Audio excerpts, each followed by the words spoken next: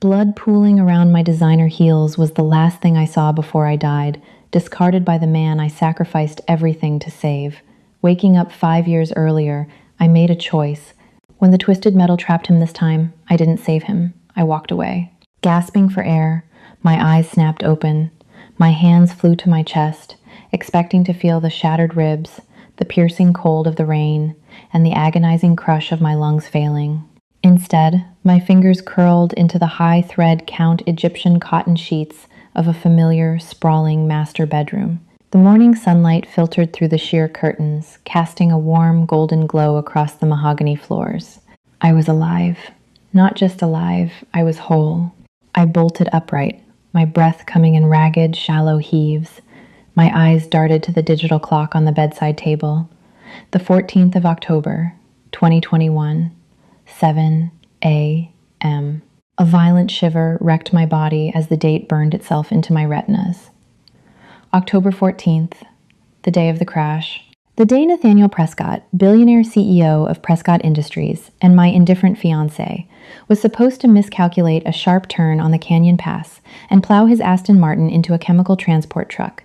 In my previous life, this was the day I became a hero and a martyr. I had been working in the Prescott corporate labs for 3 years, pouring my genius into a highly unstable, unapproved neural regeneration serum dubbed NX7. When the news of the crash hit, I hacked his car's GPS, grabbed the only existing vial of the prototype from my private vault, and sped to the canyon. I arrived before the paramedics. I crawled through shattered glass and burning fuel to inject the serum directly into his severing spinal cord, halting the neuronecrosis just in time. And my reward? Once Nathaniel walked again, a medical miracle praised by the global press, he took my research. He patented NX7 under Prescott Industries, stripping my name from the documents.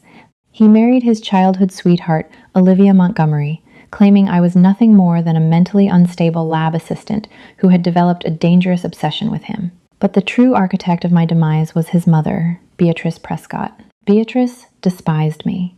To her, Victoria Reed was a peasant, a scholarship girl who dared to muddy the pristine bloodline of Boston's elite. When I threatened to go to the press about the stolen patent, Beatrice ordered her private security to deal with me.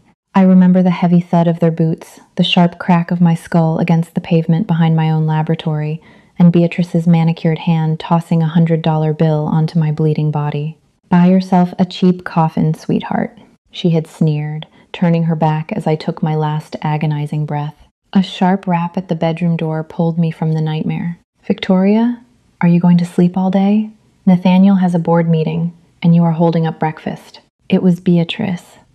Her voice was like scraping a silver fork against a porcelain plate. I closed my eyes, letting a slow, deep breath fill my perfectly healthy lungs. A dark, terrifyingly calm smile spread across my face. I wasn't the naive, desperate to please 24-year-old girl anymore. I was a woman who had clawed her way back from hell, and I was holding the keys to the devil's cage. "I'll be right down, Beatrice," I called out, my voice smooth and devoid of the usual tremor of anxiety I used to carry. I dressed meticulously, choosing a sharp, tailored navy suit instead of the soft, subservient pastel dresses Beatrice always pressured me to wear. When I descended the grand sweeping staircase of the Prescott estate, I found them in the sunroom. Nathaniel sat at the head of the long glass table, scrolling through his tablet, a portrait of aristocratic arrogance. Beatrice was sipping Earl Grey tea, her eyes narrowing the second I walked in. "Navy? Really, Victoria?"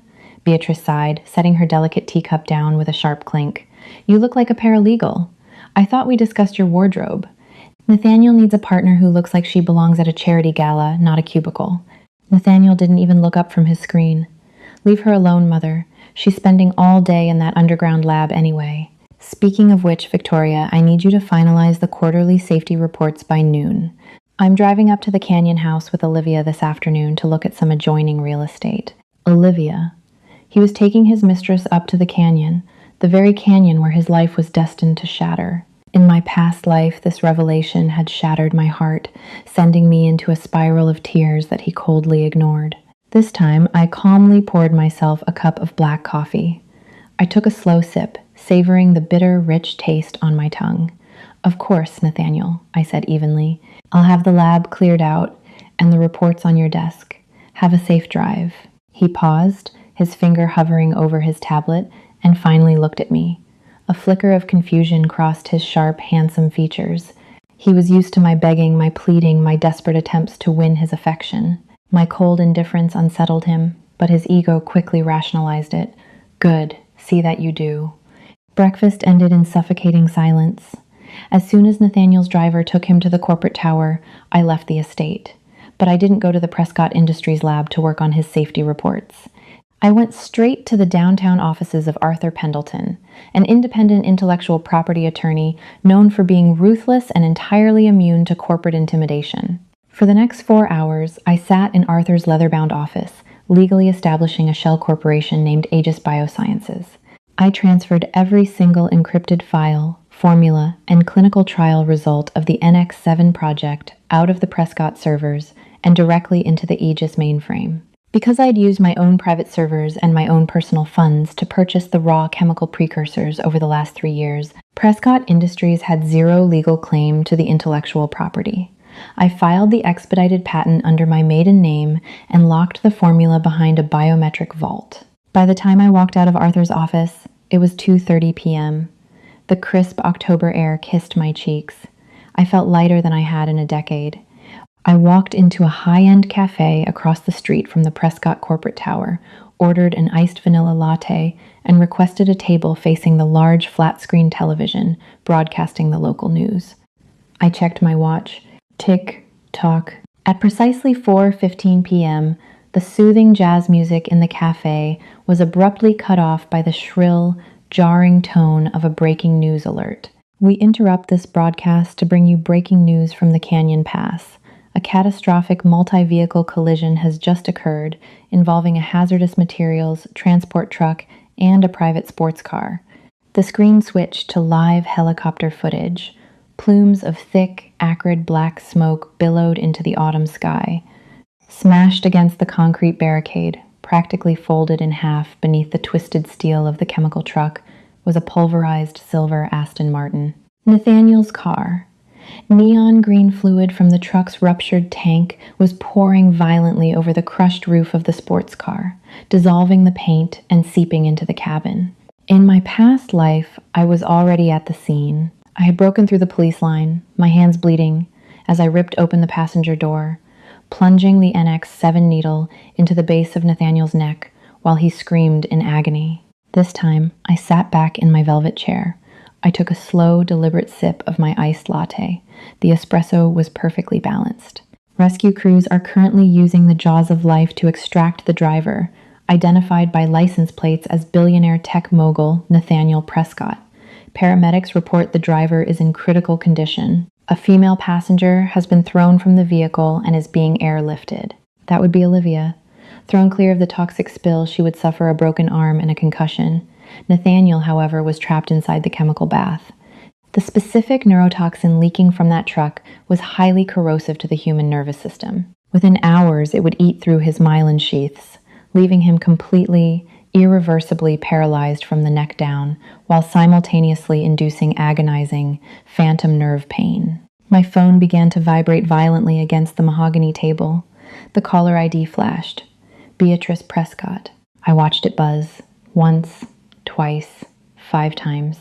I let it go to voicemail.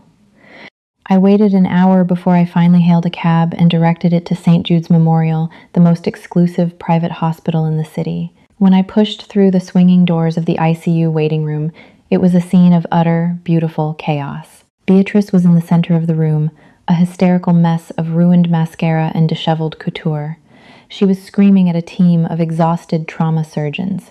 "What do you mean he won't walk again?" Beatrice shrieked, her diamond tennis bracelet flashing under the harsh fluorescent lights as she grabbed the lapels of the chief of surgery, Dr. Harrison Gallagher. "He is Nathaniel Prescott. You fix him. I will buy this entire hospital and fire every single one of you incompetent butchers if you don't fix my son." "Mrs. Prescott, please calm down," Dr. Gallagher said, his voice strained as he gently but firmly removed her hands from his coat. The trauma to the spinal cord was catastrophic, but worse is the chemical exposure. The industrial solvent has breached the blood-brain barrier. It is actively degrading his peripheral and central nervous systems. We are pumping him full of neuroblockers, but we cannot stop the cellular death. Unless we find a way to regenerate the nerve tissue immediately, the paralysis is permanent and the pain will be lifelong. Beatrice stumbled back, her hand flying to her mouth, a guttural sob escaping her throat. That was when she spotted me. Her tear-streaked face instantly twisted into a mask of vitriolic rage. She marched across the waiting room, her heels clicking aggressively against the linoleum. "Where have you been?" she hissed, raising a hand as if to strike me. "Your fiancé is dying in there, and you stroll in hours late? You worthless, ungrateful little—" I caught her wrist mid-air. The loud smack of my palm against her skin echoed in the quiet waiting room. Several nurses turned their heads. Beatrice's eyes widened in sheer, unadulterated shock. I squeezed her wrist just hard enough to make her wince, before shoving her arm back toward her. "Do not raise your hand to me, Beatrice," I said, my voice dangerously low, vibrating with a cold authority she had never heard from me before. "I am not your punching bag. And as of this afternoon, I am no longer an employee of Prescott Industries, nor am I Nathaniel's fiancé." I left my engagement ring on the foyer table. Beatrice stared at me, her mouth opening and closing like a suffocating fish. You're leaving him? Now? When he is in surgery?" She let out a manic, bitter laugh. "You truly are gutter trash. Fleeing the second the money might dry up." "I'm fleeing," I corrected her smoothly, because while Nathaniel was driving his mistress to a romantic getaway, he drove straight into a chemical tanker. Check the admittance logs, Beatrice. Olivia Montgomery is in room 402. The color completely drained from Beatrice's face. She swayed on her feet. Before she could form a response, Dr. Gallagher cleared his throat, holding up a sleek tablet. "Mrs. Prescott? There might be a glimmer of hope, but it's a long shot." Beatrice whipped around, shoving past me. "What is it? Anything. I'll pay $10 million right now." Dr. Gallagher adjusted his glasses, looking frantically at the medical literature on his screen. I consulted with the neurology heads at Johns Hopkins. There is an experimental compound, NX7. It's designed to force cellular apoptosis to halt, while aggressively regenerating the myelin sheath and spinal column tissue. It was explicitly designed for chemical nerve degradation. It's the exact, precise cure for what is happening to Nathaniel right now. Beatrice's eyes lit up with a feverish, desperate hope. "Then get it. Fly it in. Who has it?" "That's the problem," Dr. Gallagher sighed, wiping sweat from his brow. "The patent was just filed today. It's held by an independent biogenetics firm called Aegis Biosciences. The lead researcher is a genius, but highly reclusive, Dr. V. Reed. We have no contact number, no corporate address, nothing but a locked patent filing." Beatrice froze. The silence in the waiting room became deafening. The rhythmic beeping of the ICU monitors down the hall felt like a ticking time bomb.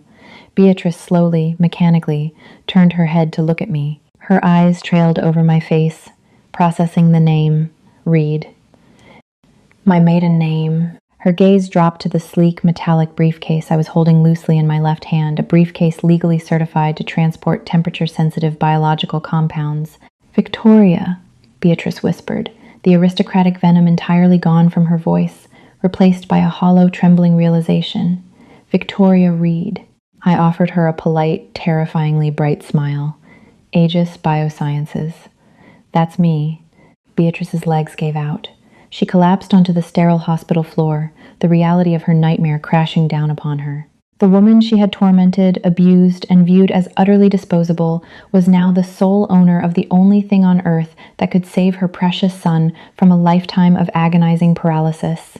"You have it," she choked out, staring at the briefcase.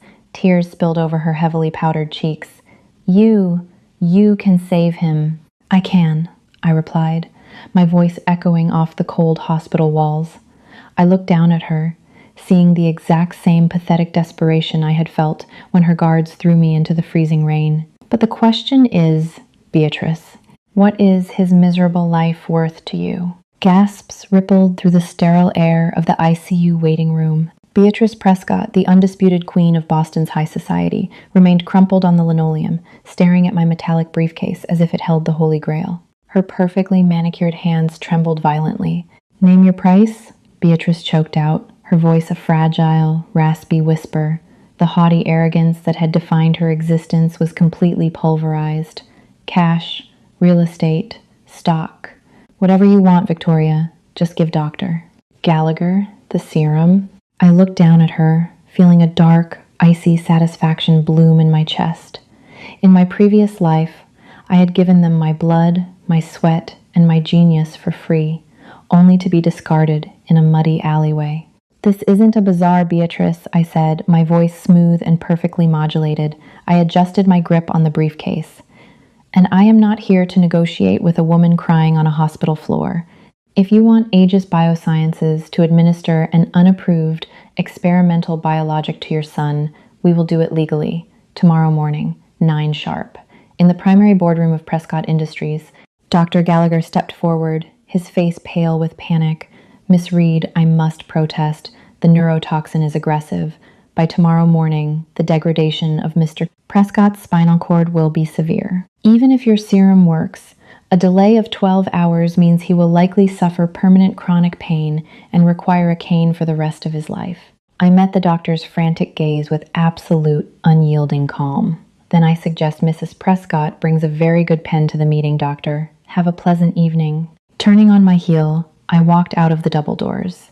Behind me, Beatrice let out a guttural, animalistic wail of despair, but I didn't look back. The rhythmic clicking of my heels on the tile floor sounded like a countdown. The next morning, the atmosphere in the Prescott Industries boardroom was suffocatingly tense.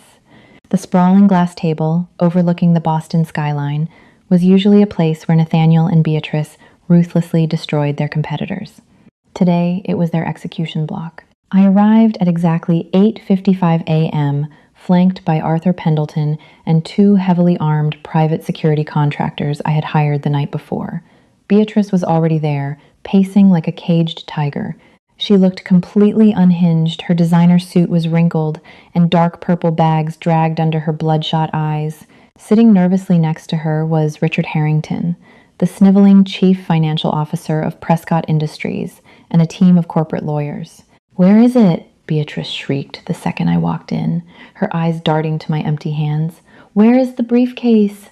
"Secure in a biometric vault, pending the signing of our contract," Arthur Pendleton answered smoothly, setting a thick, leather-bound folder onto the glass table. "Please take a seat, Mrs.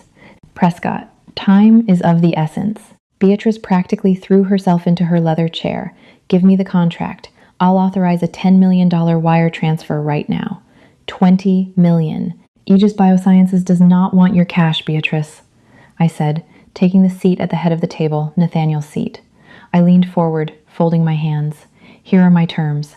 You will transfer Nathaniel's 60% controlling stake in Prescott Industries to Aegis Biosciences. Effectively, immediately, I own this company. Secondly, you will resign from the board and liquidate your personal trust funds, transferring the assets to a charity of my choosing. Finally, you will sign a sworn public affidavit admitting that you attempted to steal my intellectual property." Dead silence fell over the boardroom. Richard Harrington dropped his expensive Mont Blanc pen. It clattered loudly against the glass. "You're insane," Beatrice whispered, the color draining from her face.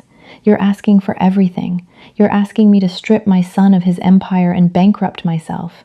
"I am asking for the fair market value of his nervous system," I replied coldly. "You told me once, Beatrice, that I didn't belong in this building. You were right. I don't belong in a cubicle. I belong in the penthouse." One of Beatrice's corporate lawyers, a slick man in a pinstripe suit, slammed his fist on the table. "This is extortion. We will go to a judge right now and get an emergency injunction, compelling you to hand over the serum for the preservation of human life." Arthur Pendleton chuckled, a dry, grating sound. "Good luck. The FDA has not approved NX7. It is classified as an experimental, highly volatile chemical compound. No federal judge in the country will compel a private citizen to inject an unapproved, untested drug into a dying man. In fact, doing so without an ironclad, hyper-specific liability waiver, which only we possess would be a felony. You have no legal leverage. Known. Beatrice's chest heaved. She looked at her lawyers, silently begging them to find a loophole. They looked away. She was cornered. But Beatrice Prescott was a viper, and vipers always strike when cornered. A dark, ugly sneer suddenly twisted her face. She reached into her Hermes handbag, pulling out her phone. "You think you're so clever, Victoria?" she hissed, dialing a number. "You think you can just walk in here and take my empire? I know you. You're weak. You always have been.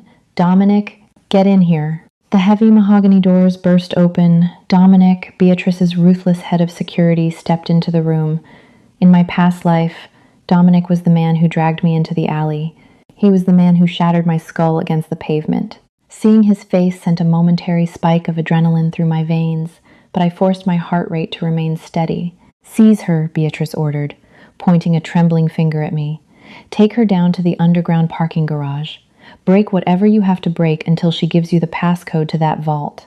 Arthur Pendleton didn't flinch. My private contractors merely shifted their weight. Before Dominic could take 3 steps into the room, the glass walls of the boardroom suddenly flashed with the reflection of red and blue lights from the street below.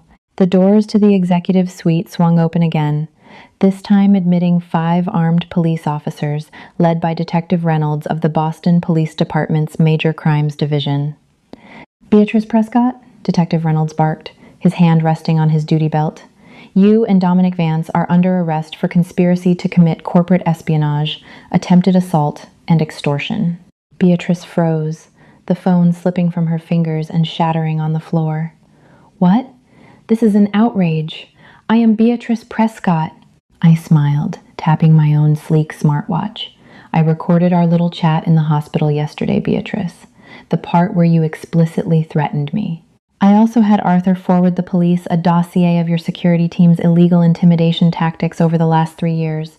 Did you really think I'd walk into a room with you without a trap set?" Dominic lunged for the door, but 2 officers tackled him to the plush carpet, slapping heavy steel cuffs onto his wrists. Detective Reynolds approached Beatrice, reciting her Miranda rights as he pulled her hands behind her back. "Wait! Victoria, please!" Beatrice screamed as the cold metal clamped around her wrists. The mask of pride entirely dissolved, leaving only pathetic raw terror. "Nathaniel!" "What about Nathaniel?" I stood up, buttoning my perfectly tailored navy blazer. "I will take the contracts to the hospital.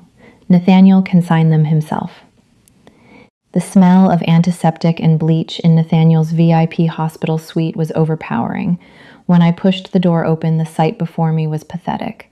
The great untouchable billionaire was strapped to a rotating trauma bed, his head locked in a halo brace. A web of IV tubes fed directly into his veins, pumping him full of synthetic opioids that did absolutely nothing to dull the phantom fire burning through his dying nerves. When he heard my footsteps, his eyes fluttered open.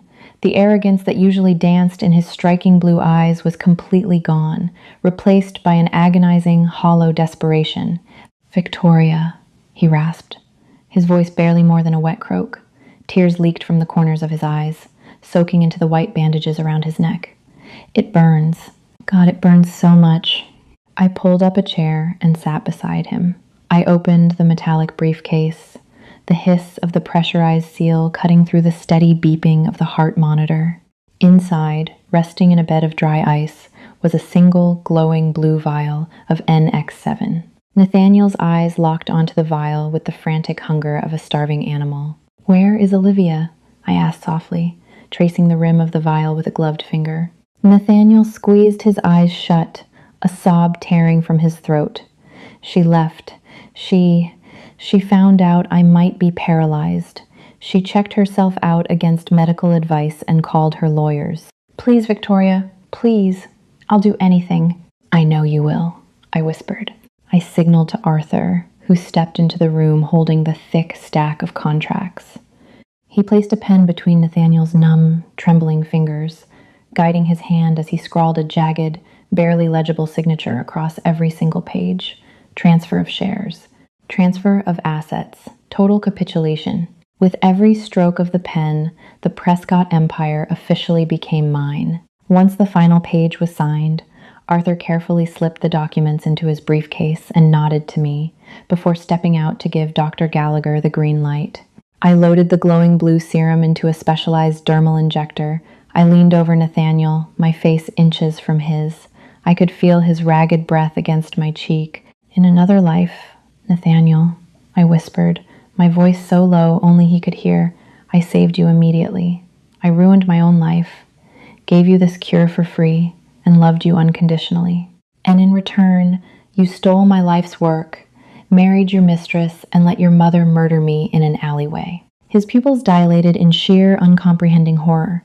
The opioids and the pain made his mind sluggish, but the cold, absolute truth in my eyes pierced right through the haze. He tried to speak, tried to form a denial, but his vocal cords seized. "Consider this my ultimate act of mercy," I said, my voice devoid of all emotion. I pressed the injector directly into the port connected to his spinal column and pressed the trigger. The machine hissed. The blue liquid vanished into his bloodstream. Nathaniel let out a sharp, breathless gasp as the aggressive cellular regeneration began. His body seized against the restraints, his eyes rolling back in his head as the agonizing process of forcing necrotic tissue to rebuild itself took over. I stood up, snapped the briefcase shut, and walked out of the room without looking back. 6 months later, the view from the CEO's office at the newly rebranded Aegis Tower was spectacular. I stood by the floor-to-ceiling windows, sipping a black coffee, watching the first snow of December dust the Boston skyline. The transition had been ruthless but flawlessly executed. With my 60% controlling stake, I purged the Prescott Board of Directors, firing Richard Harrington and every other sycophant who had enabled Beatrice. Aegis Biosciences had just officially launched the synthesized, FDA-approved version of NX7, revolutionizing neurotrauma care globally. My net worth had surpassed $12 billion. A gentle knock at my door interrupted my thoughts. Arthur Pendleton walked in, carrying a sleek tablet. He looked incredibly comfortable in his new role as Chief Legal Officer. "The final foreclosure documents on the Prescott estate went through this morning, Victoria," Arthur reported, a faint smile playing on his lips. "The bank seized the property to cover Beatrice's legal fees and restitution." "And Beatrice?" I asked, not turning away from the window. "Still serving her sentence at the Federal Correctional Facility in Danbury. 3 years for corporate espionage. I hear she's currently assigned to the laundry detail." I took a slow sip of my coffee. "And Nathaniel?" Arthur tapped the screen. "He was discharged from physical therapy last week. The serum saved his life, and he can walk. Technically, but just as Dr. Gallagher warned, the delay in administration left permanent scarring on his peripheral nerves. He requires heavy crutches, and he's in chronic, manageable pain. Without his trust fund or the company shares, he moved into a subsidized studio apartment in South Boston. He tried to contact Olivia Montgomery, but she recently married a British shipping heir and blocked his number." A profound, absolute silence settled over the luxurious office. There was no grand sense of triumph, no maniacal joy. There was only a quiet, settling peace. The universe had broken a loop of cruelty, and I had been the hammer that shattered the glass. I walked over to my massive mahogany desk, the one that used to belong to the man who ruined me. I sat down in the plush leather chair, opened my laptop, and began reviewing the clinical trials for our next groundbreaking medical patent. The past was finally, permanently dead, and the future belonged entirely to me. Revenge truly is a dish best served freezing cold. Victoria took back her power, built an empire, and left her toxic abusers exactly where they belonged. Do you think Nathaniel and Beatrice got what they deserved, or was Victoria's boardroom takeover too ruthless? Drop a like if you loved this satisfying ending, share the story with your fellow drama lovers, and don't forget to subscribe for more epic, jaw-dropping tales of rebirth and revenge.